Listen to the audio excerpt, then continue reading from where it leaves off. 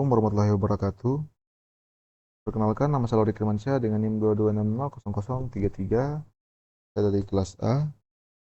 Ini saya akan menjelaskan mengenai manajemen proyek teknologi informasi. Untuk materi yang kedua di sini, langsung saja.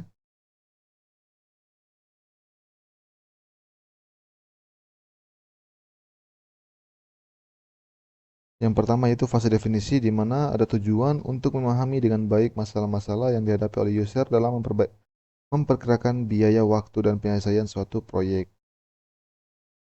Kemudian ada 3 aktivitas utama pada fase definisi, di mana yang pertama yaitu memahami dan menganalisa masalah-masalah dari kebutuhan user, requirement analysis dalam membuat proyek teknologi informasi. Kemudian ada keputusan apakah proyek dilaksanakan atau tidak. Jika proyek sudah siap dilaksanakan, maka seorang manajer proyek harus menganalisa risiko yang mungkin terjadi yang dapat mengagalkan proyek tersebut. Kemudian ada pembuatan proposal berupa perkiraan dalam hal rancangan biaya serta waktu penyelesaian suatu proyek. Kemudian di sini ada dokumen kebutuhan atau dokumen atau RD, yaitu dokumen kebutuhan. Requirement dokumen adalah dokumental formal yang digunakan untuk mendetailkan kebutuhan atau persyaratan khusus yang harus dipenuhi oleh suatu sistem, aplikasi atau proyek, di mana dokumen ini umumnya mencakup kebutuhan fungsional, kebutuhan non-fungsional, batasan sistem, serta kriteria validasi dan verifikasi. Tujuannya adalah untuk memastikan bahwa semua pihak yang terlibat dalam pengembangan proyek memiliki pemahaman yang sama tentang apa yang diharapkan dari sistem dan atau aplikasi yang dikembangkan. Di mana dokumen kebutuhan biasanya meliputi pendahuluan, di mana ada latar belakang, tujuan, dan lingkup proyek. Kemudian yang kedua ada deskripsi umum, di mana menjelaskan tentang perspektif produk, fungsi utama produk, karakteristik pengguna, serta batasan-batasan proyek. Yang ketiga ada kebutuhan spesifik, di mana mendetailkan setiap kebutuhan fungsional dan non-fungsional sistem atau aplikasi. Mana kebutuhan fungsional sendiri yaitu menggambarkan fitur dan fungsi yang harus ada di dalam sistem atau aplikasi. Sedangkan kebutuhan non-fungsional menggambarkan kriteria seperti performa, keamanan, reliabilitas, dan sebagainya. Yang keempat itu ada glosarium, di mana kamus istilah atau kata khusus yang digunakan dalam dokumen. Kemudian yang kelima ada lampiran berupa diagram, mockup atau informasi tambahan lainnya yang relevan dengan dokumen yang dibutuhkan. Kemudian di sini ada RD menyatakan masalah-masalah yang dihadapi user dan solusi umum yang dibutuhkan. Bahasanya berorientasi pada bahasa yang digunakan oleh user sehari-hari dan jauh dari bahasa komputer. Kadangkala dokumen RD digunakan sebagai permohonan untuk sebuah proposal, Requirement for All Proposal RFP, ketika user menawarkan proyeknya kepada kontraktor luar. Kemudian ada langkah-langkah dalam pembuatan dokumen kebutuhan requirement dokumen, di mana sebelum pembuatan dokumen kebutuhan ada beberapa langkah yang harus dilakukan untuk memastikan bahwa RD yang dibuat nantinya akan akurat, lengkap, dan sesuai dengan kebutuhan proyek. Berikut adalah beberapa yang harus dilakukan. Yang pertama, pemahaman proyek, di mana yang memahami tujuan dan lingkup dari sasaran dari proyek ini dapat dilakukan dengan membahasnya bersama pemangku kepentingan utama. Yang kedua ada identifikasi pemangku kepentingan, yaitu mengetahui siapa-siapa saja yang terlibat dalam proyek dan apa peran mereka, di mana yaitu berupa klien, pengguna, tim pengembang, dan lain-lain. Yang ketiga ada wawancara dan diskusi dengan pemangku kepentingan.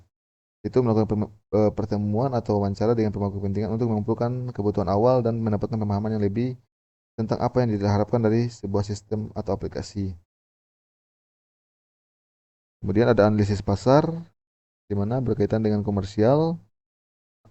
Kemudian ada studi kelayakan, yaitu apakah proyek layak untuk dikerjakan dari segi teknis, finansial.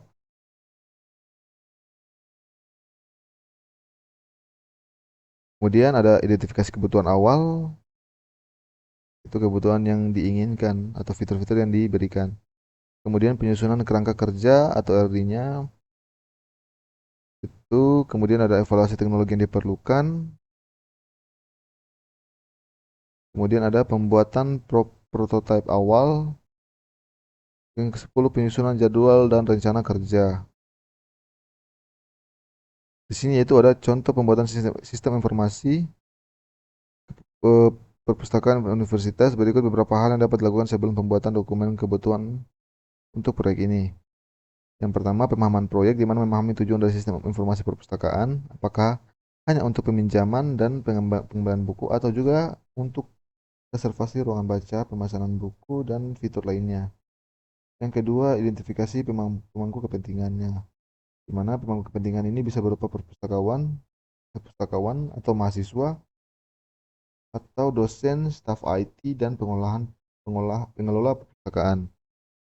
Yang ketiga ada wawancara dan diskusi dengan pemangku kepentingan, melakukan pertemuan dengan pustakawan untuk mengetahui proses kerja saat ini dan fitur apa saja yang diinginkan dalam sistem baru. Yang keempat, analisis pasar, di mana meskipun ini bukan produk komersial, membandingkan dengan sistem informasi perpustakaan universitas lain dapat memberikan ide fitur apa yang ditambahkan. Yang kelima, studi kelayakan, menilai apakah sistem informasi yang diinginkan bisa dibangun dengan sumber daya yang ada. Yang keenam, identifikasi kebutuhan awal, di mana daftar fitur seperti peminjaman buku, pengendalian buku, serta pemesanan ruang baca, notifikasi batas atau pengembalian, dan lain-lain. Yang ketujuh, penyusunan kerangka kerja. Ada yang kedelapan, evaluasi teknologi yang diperlukan. Yang kesembilan, pembuatan prototipe awal. Yang kesepuluh, penyusunan jadwal dan rencana kerja. Dan yang kesebelas, setelah semua langkah di atas dilakukan dengan baik, barulah tim pengembang dapat memutuskan untuk membuat artikel yang detail dan kooperatif untuk sistem informasi perpustakaan universitas. Yang selanjutnya itu keputusan melaksanakan dan tidak melaksanakan proyek. Di mana setelah kebutuhan-kebutuhan ditetapkan, langkah-langkah berikutnya adalah memutuskan apakah proyek bernilai tidak dikerjakan. Kemudian untuk membantu membuat keputusan itu, suatu studi kelayakan dilakukan untuk menjawab pertanyaan, dapatkah sistem ini dibangun secara teknik? Sayangnya tidak semua mungkin secara teknik, sehingga pertanyaan-pertanyaan untuk dijawab diubah menjadi dengan biaya berapa sistem dapat dibangun dan apa keuntungannya. Dalam suatu studi kelayakan, kita mempertimbangkan semua penyelesaian masalah teknis yang mungkin dan coba lagi untuk memperkirakan apakah biaya dari masing-masing penyelesaian masalah.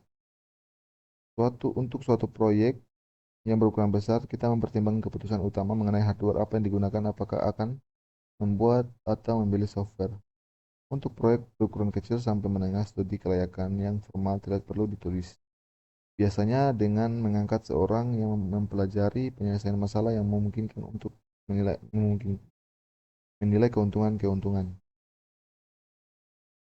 Perkiraan keuntungan ini ya mungkin apa saja, tetapi harus tidak digunakan. Manajemen proyek tidak hanya harus menjawab apakah proyek ini secara teknik dapat dikerjakan, tetapi juga menjawab pertanyaan yang lebih penting, apakah proyek ini dapat dikerjakan oleh saya sekarang.